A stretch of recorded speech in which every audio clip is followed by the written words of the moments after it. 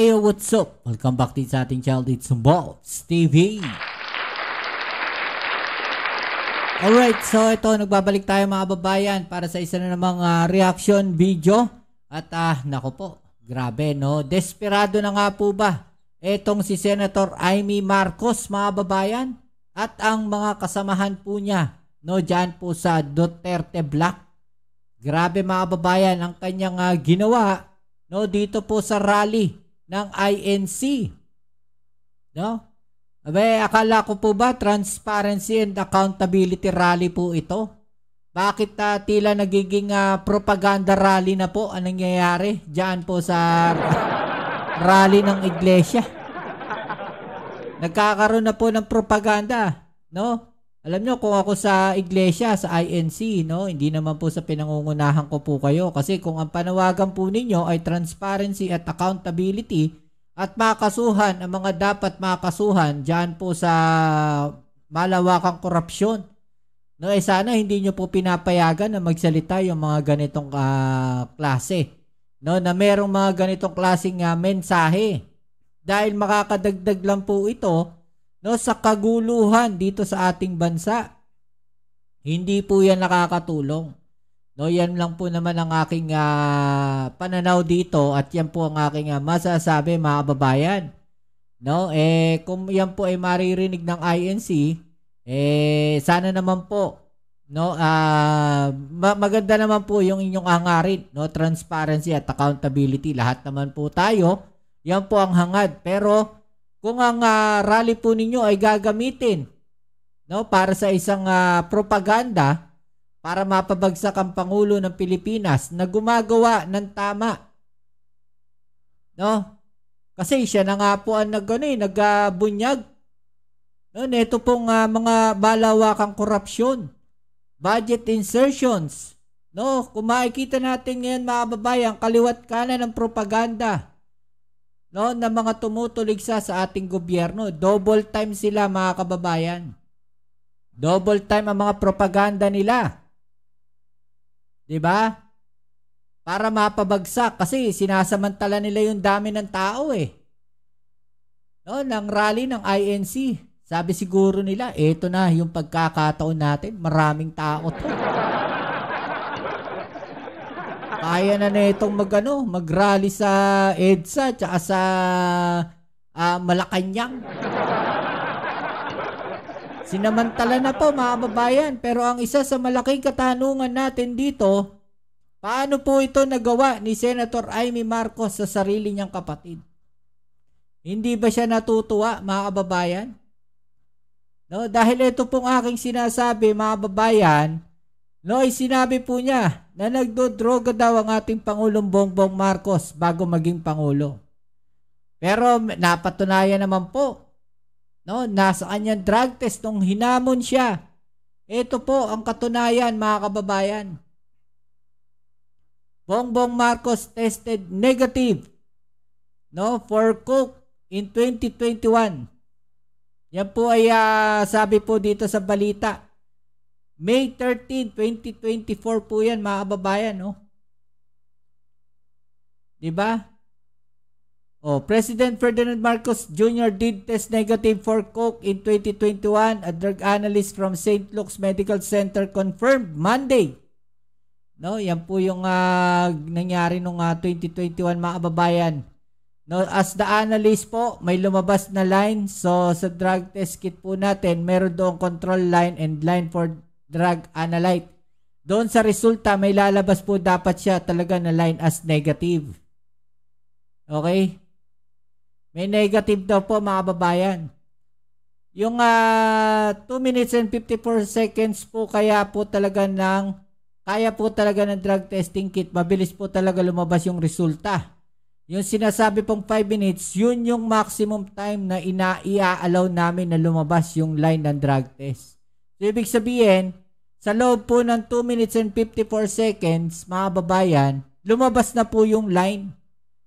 'Di ba? Yung 5 minutes po, yun yung maximum time na ina-allow nila para lumabas yung line. Para masabing negative po. No, pag lumabas yung linya, negative na kayo. Yan o. Pero yung naghihintay kayo mag-appear ng linya hanggang 5 minutes yung maximum. 'Di ba? Doon daw magpa-positive siguro pag lagpas na ng maximum na 5 minutes, mga kababayan. Pero yung po lumabas. Ayan, oh. 2 minutes and 54 seconds, mga kababayan. Lumabas na kaagad yung line. So, ibig sabihin, negative kaagad yung Pangulo natin. 'Di ba? Maybe it's the fentanyl.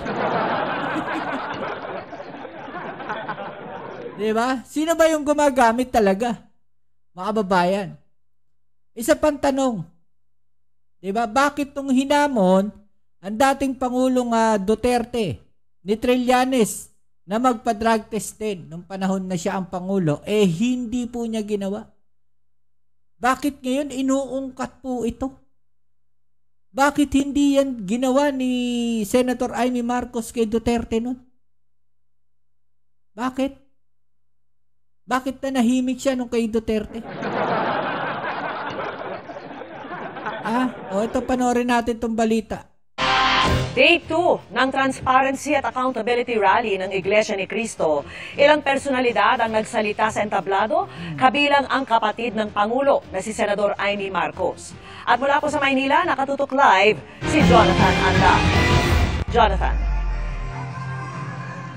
Vicky, katatapos lang dito ng programa at umaambo na ngayon, pero ang dami pa ring tao dito sa Day 2 ng 3 araw na INC Rally sa Quirino Grandstand.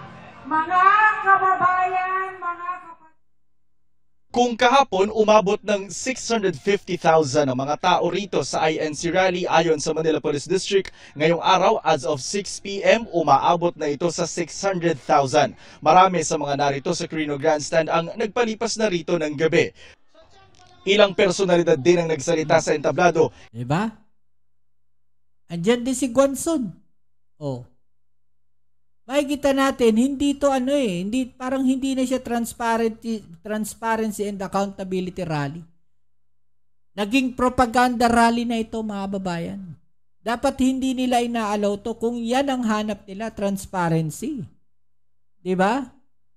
Kabilang si dating COMELEC Commissioner Rowena Guanzon. Sinagot naman ng INC ang sinabi kahapon ng mga Duterte supporter na nagtipon sa Plaza Salamanca na hindi sila pinayagang makisali sa INC rally sa Luneta dahil sa mga banner nila na BBM Resign. Ayon sa tagapagsalita ng INC na si Ka Edwil Zabala, welcome naman sumali sa kanila kahit hindi miyembro ng INC basta hindi lang lilihis sa panawagang transparency, accountability at justice. Sa rally ng INC, wala kami nakita mga placard na BBM Resign, hindi tulad sa hawak kahapon ng mga Duterte supporter. Kahapon pa lang ay nilinaw na ng pamunuan ng INC kung ano ang mga hindi raw nila sinasang-ayunan.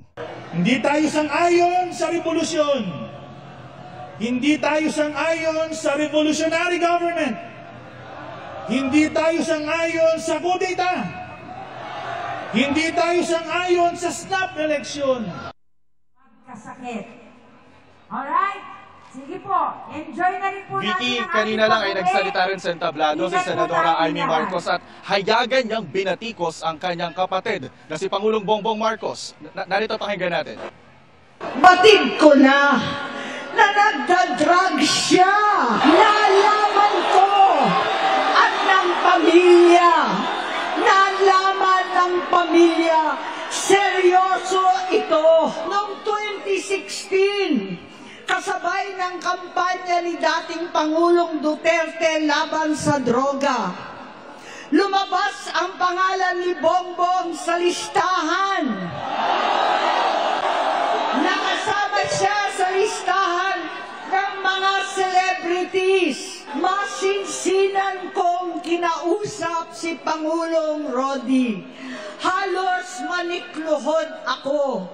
Sinabi kong ayon sa kapulisan, dapat usigin ang mga pusher at saka na lamang sagipin ang mga user.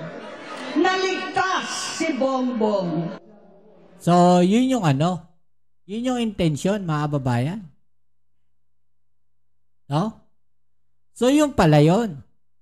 Kaya hindi siya makaalis. No, hindi natin alam kung propaganda lang din yan, mga kababayan, o totoo. No, lalo't alam natin, mga kababayan, no, na itong si Senator Amy Marcos, no, talaga namang hindi kumakampi ngayon sa kanyang kapatid. Hindi ba siya natutuwa, no, na lumalaban, no, ang kanyang kapatid, ang ating Pangulong Bongbong Marcos, no, sa katiwalian? Yan yung isang malaking katanungan natin kay Senator Amy Marcos, eh. 'Di ba? Bakit pilit niyan sinisiraan yung ating Pangulo? At sa harap pa ng publiko, ginagawa niya yan. 'Di ba? Bakit ngayon lang din siya nagsalita? Yun yung isa sa tanong natin, eh. Bakit hindi ka nagsalita nun? Bakit ngayon ka lang nagsalita? Oh. Bakit nung nagpa-drug test negative sa Pangulong Bongbong Marcos? Diba? Kaya mapapaisip, eh. Bakit ngayon? No, bakit ngayon lang? Hindi nyo nilalabas yan. Bakit? Nauubos na ba yung oras ninyo? Desperado na, kailangan isang araw na lang kasi, mga kababayan, hanggang bukas na lang yung rally ng INC, eh. No, dahil baka bukas, after ng rally ng INC, wala na. Wala na silang pag-asa, wala na silang ibang pagkakataon, mga kababayan. Kaya double time sila sa pagsira sa Pangulong Bongbong Marcos. Alam niyo ang nangyayari dito? Ginagatungan pa ni Senator Amy Marcos. No, etong kung may mga nagagalit kay Pangulong Bongbong Marcos, ginagatungan pa po niya. Hindi. Eto yung tanong natin kay Senator Amy Marcos. Kung totoo man yan, bakit ngayon mo lang sinabi? Bakit ngayon mo lang inilabas yan? Diba? Eto, malinaw, ano yung nasa balita? Kinumpirma ni Presidential Aspirant 3 years ago yan, mga kababayan, November 23, 2021 po yan. Bongbong Marcos na sumailalim na rin siya sa drug test kahapon. Sa isang pahayag, sinabi nito na naisumiti na kaninang umaga sa Philippine Drug Enforcement Agency ang resulta ng kanyang cocaine test, maging sa opisina ng Philippine National Police at National Bureau of Investigation. Naniniwala rin si Bongbong Marcos na hindi siya ang pinatutungkulan ni Pangulong Rodrigo Duterte na presidential aspirant na umano'y gumagamit ng cocaine. Iginiit nito na bilang isang presidential aspirant, nais niyang tiyakin sa sambayanang Pilipino na kaisa siya sa laban ng pamahalaan kontra iligal na droga. Kaugnay nito, hinikayat din ni BBM ang mga kapwa kakandidato sa 2022 national elections na magpa-drug test din upang mapatunayan sa mga Pilipino na walang sinumang magiging leader ng bansa ang gumagamit ng iligal na droga. Diba? Siya mismo ayaw niya, eh. Kaya yung tanong natin kay Senator Amy Marcos, bakit ngayon lang? Diba? Sinusubukan ng GMA Integrated News na makuha ang panig ni Pangulong Marcos at ng palasyo ukol sa sinabi ng kanyang kapatid. Pero nang akusahan siya noon ni dating Pangulong Rodrigo Duterte ng pagdodroga, sabi ng Pangulo noon, posibleng impluensya lang ng fentanyl ang nabanggit ng dating Pangulo. Tumanggi rin ang Pangulo noon sa hamon na magpa-hair follicle test ng maybe it's the fentanyl, mga babae. Dati niyang Executive Secretary na si Vic Rodriguez. Vicky, sabi ng INC kaya 3 araw yung ginawa nilang rally ngayon para daw makapunta o makasama yung kanilang mga miyembro mula sa mga malalayong lugar. Yan muna ang latest mula rito sa Carino Grandstand. Balik sa'yo, Vicky. Ako, eto na yung malalayong lugar. Parang parang yung vlog ko nun, bago to Napanood nyo ba yung huling vlog ko? Na may mga nakarating na daw sa Maynila, mula sa malalayong lugar. Yung mga secession groups. Nako, delikado to. Inaantay pala. Well, anyway, alam nyo, malaking propaganda to, itong nangyari na to, mga kababayan. At talagang double time sila. no, na mapabagsak ang ating Pangulo dahil kailangan, no? Kailangan nilang gawin 'yan. Dahil marami na pong mapapakulong ngayong December. Bago matapos ang taon, marami pong ipapakulong yung Pangulong Bongbong Marcos na sangkot dyan sa korupsyon. Kaya medyo kinakabahan na tong mga to. Kailangan nilang mapigilan ang Pangulong Bongbong Marcos. No? Kailangan nilang mapigilan ang administrasyon na maituloy ang mga pagkakaso na yan. Mukhang may matutumbok, mga kababayan ah. Mukhang may kinakabahan ah. Oh.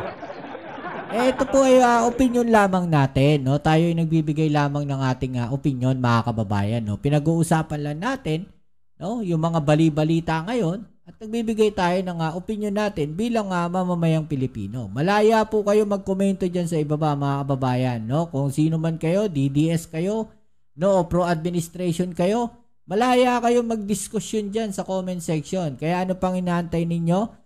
No, i-comment na lang po sa ibaba ang inyong mga opinion at ating yung pag-usapan. Alright? So yan, muli kita tayo sa ating next video. Ito muli ang inyong Kuya Mobs sa Mobs TV. Peace and out.